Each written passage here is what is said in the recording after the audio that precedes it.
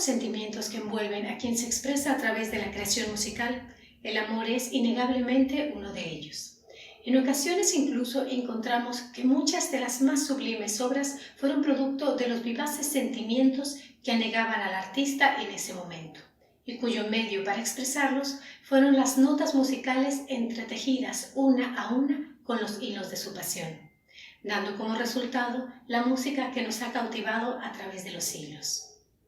Haciendo honor a los sentimientos de compositores como Schumann o Beethoven, el arpista José Enrique Guzmán y su servidora, la flautista Graciela González, hemos preparado el concierto Los grandes compositores y sus historias de amor, donde narraremos algunas de estas bellas historias que servirán de preámbulo a la interpretación de delicadas melodías de cada uno de los compositores que incluimos en este concierto.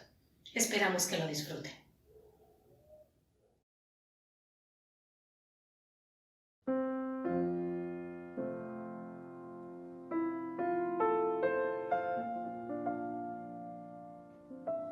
La historia de amor entre Clara Wieck y Robert Schumann es una de las más significativas en el mundo de la música, no solo por todos los acontecimientos suscitados alrededor de la pareja, sino porque ambos jóvenes de origen alemán eran músicos talentosos.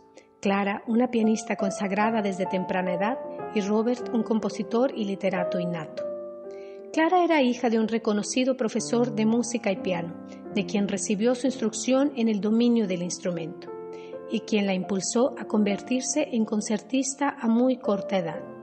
Fue en su propia casa en donde Clara conviviría con quien fuera su gran amor, Robert Schumann, pues en el año 1830, cuando ella tenía 11 años, el joven de entonces 20 años, comenzó a estudiar piano con el padre de Clara, lo que le llevó además a residir en la casa de la joven, como era costumbre en aquella época, en la que el aprendiz vivía con el maestro.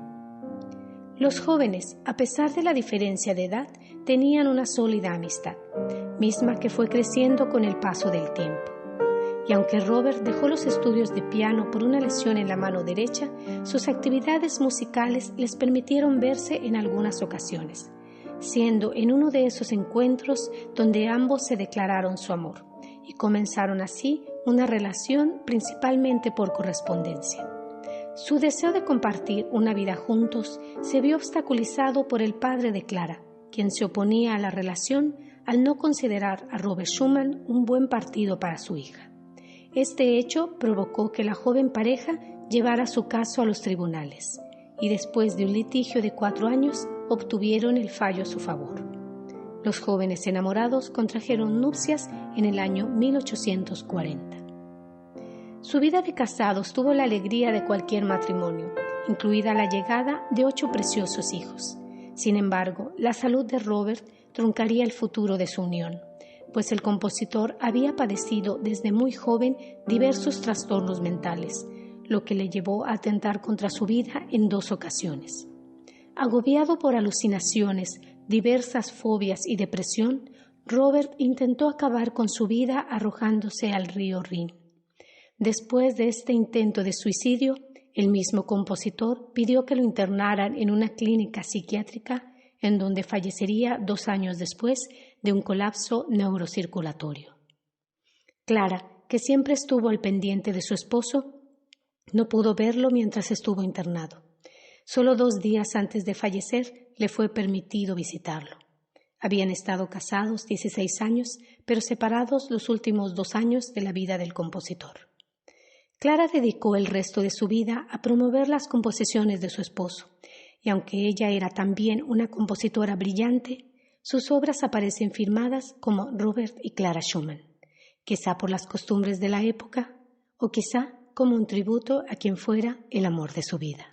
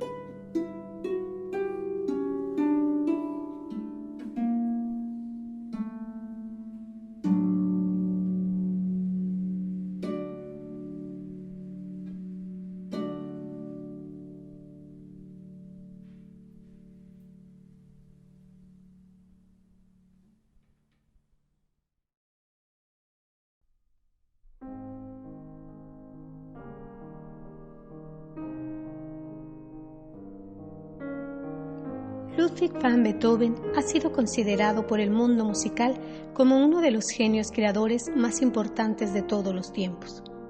La genialidad del compositor y músico alemán radica no solo en la aportación que hicieran sus obras al lenguaje musical de la época de finales del siglo XVIII y principios del siglo XIX, sino al indiscutible agregado de una calidad musical con temperamento, fuerza y carácter propios de una personalidad apasionada y vigorosa. La fuerza de sus sentimientos y de su espíritu se refleja no solo en sus composiciones, sino en la búsqueda del anhelado amor humano, el cual encontró en más de una ocasión. Se sabe que estuvo enamorado de Antonia von Birkenstock, una dama casada con un banquero, y años después de la condesa Josephine Brunswick, quien correspondía al amor del músico, pero con quien nunca pudo contraer matrimonio debido a la diferencia de clases sociales. No es posible saber quién fue el amor de su vida, pero al menos se sabe que sus sentimientos por ese bello ser que lo tenía cautivado eran sinceros e intensos, según se aprecia en una carta encontrada en un cajón secreto de su habitación. Aunque sigo en la cama, mis pensamientos van hacia ti, mi amada inmortal, primero alegremente, después tristemente, esperando saber si el destino nos escuchará o no. Yo solo puedo vivir completamente contigo, y si no, no quiero nada. Sí, estoy resuelto a vagar por ahí lo más lejos de ti hasta que pueda volar a tus brazos y decir que estoy realmente en casa contigo, y pueda mandar mi alma arropada en ti a la tierra de los espíritus.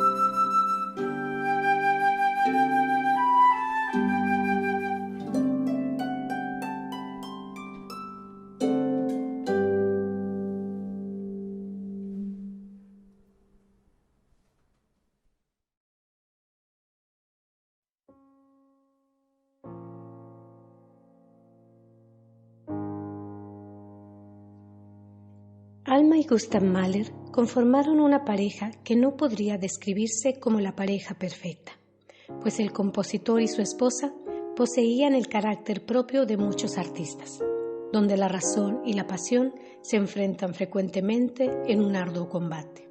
Gustav, director de orquesta y compositor, y Alma, pianista y compositora, se conocieron en Viena, en una reunión que marcó el inicio de su relación. A este encuentro inicial le siguió un corto noviazgo que culminó en matrimonio unos meses después de conocerse. Se sabe que el famoso adagietto de la Quinta Sinfonía del compositor fue dedicado y enviado a la joven Alma como una declaración de amor. La relación matrimonial de la pareja estuvo regida por el temperamento y consecuente inflexibilidad del compositor, al cual Alma acomodó su condición de esposa y compañera, dejando de lado su gusto por la composición por exigencia de su esposo, quien decía que solo podía haber un compositor en la familia. En tiempos en los que la mujer casada tenía un papel de compañera y soporte a la labor profesional del esposo, Alma aceptó y dedicó gran parte de su vida con Gustav a disfrutar de la música que él componía y de todo lo que el mundo de la música le ofrecía, al estar casada con un director de orquesta y compositor. Los sentimientos de Gustav por su esposa no eran menos intensos que su pasión por la música, como lo deja ver una de las muchas cartas que el compositor escribió a su amada. Créeme que estoy enfermo de amor. Desde el sábado a la 1 ya no vivo. Gracias a Dios acabo de recibir tus cartitas. Ahora ya puedo respirar. Durante media hora fui feliz, pero ahora ya no aguanto más. Ay, qué maravilloso es amar, y solo ahora sé lo que significa. El dolor ha perdido sus fuerzas y la muerte sus espinas.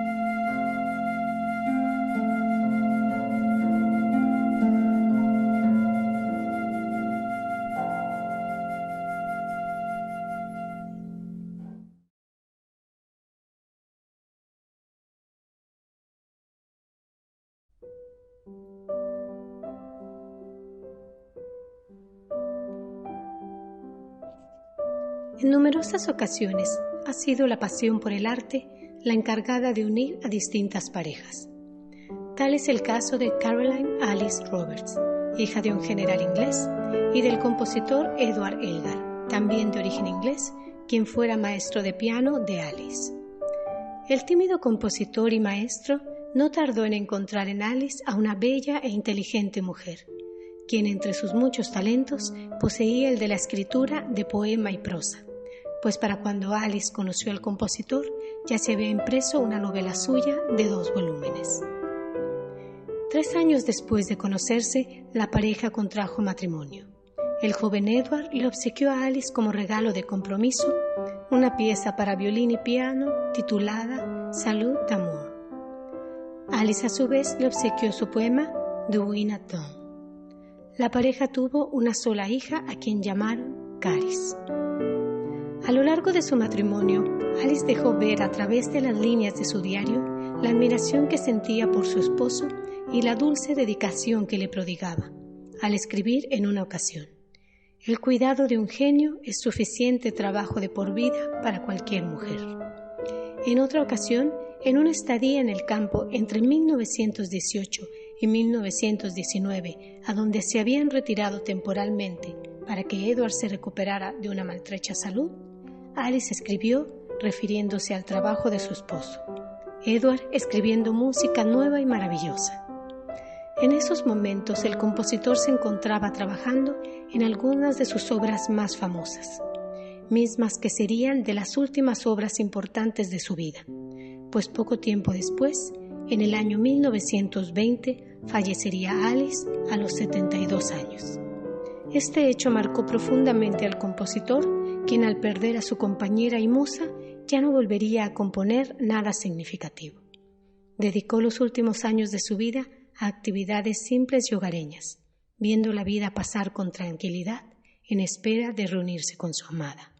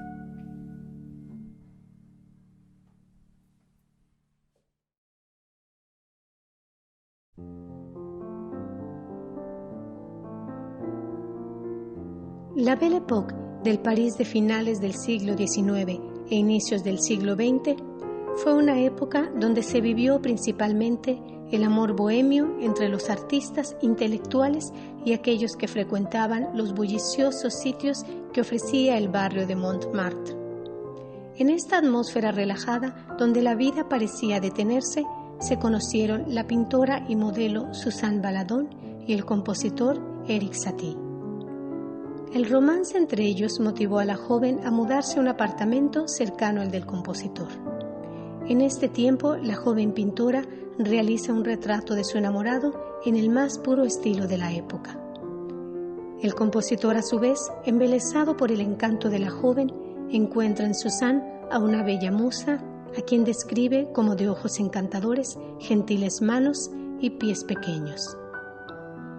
El tiempo que los artistas compartieron juntos solo duró 6 meses, pero aún así, este tiempo parece haber dejado en el compositor una huella indeleble, quien continuó con su vida dedicado enteramente a la música, pues después de Suzanne no abriría las puertas de su corazón a ninguna otra mujer.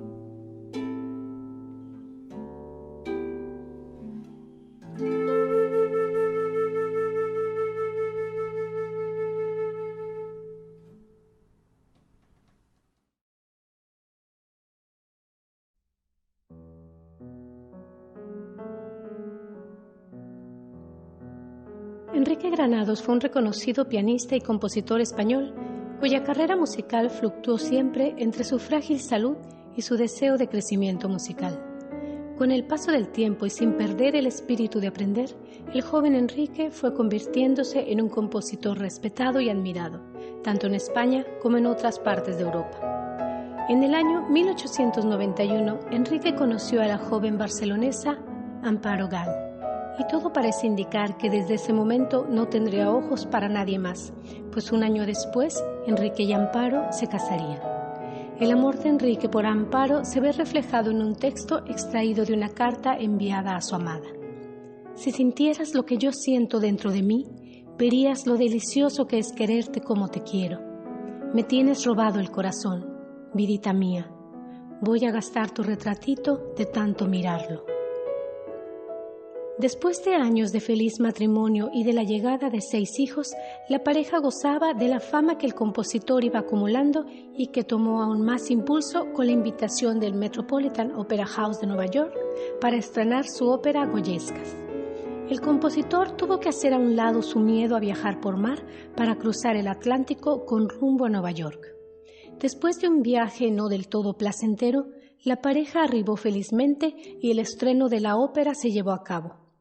Su viaje de regreso, ya planeado, tuvo que ser reagendado debido a que el presidente Wilson invitó a la pareja a una recepción en la Casa Blanca. Este acontecimiento definió el destino de la pareja, pues el mundo vivía en esos momentos el conflicto de la Primera Guerra Mundial. Y lamentablemente el barco en el que la pareja viajaba de regreso a su hogar fue alcanzado por un torpedo de un submarino militar alemán, cuyo capitán confundió el barco de civiles con un barco minador. El alcance fue devastador para el barco, que al instante se partió en 2. La pareja se lanzó al agua y en poco tiempo el compositor fue encontrado por una de las lanchas de salvamento, pero desde ella el compositor observó a su esposa luchar por su vida entre las aguas del Canal de la Mancha, por lo que sin pensarlo se lanzó para salvarla, falleciendo los dos en ese triste acontecimiento que puso fin a sus vidas.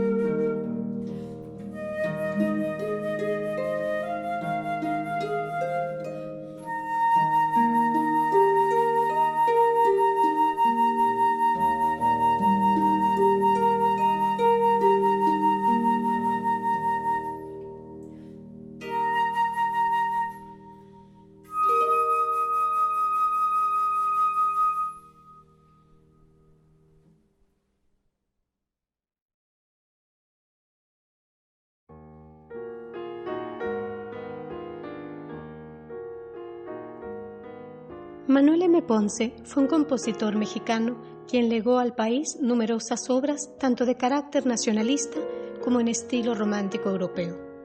Conoció a quien sería su esposa, Clementina Maurel, cuando se encontraba de vuelta en México en 1910, después de sus viajes de estudios en Italia y Alemania.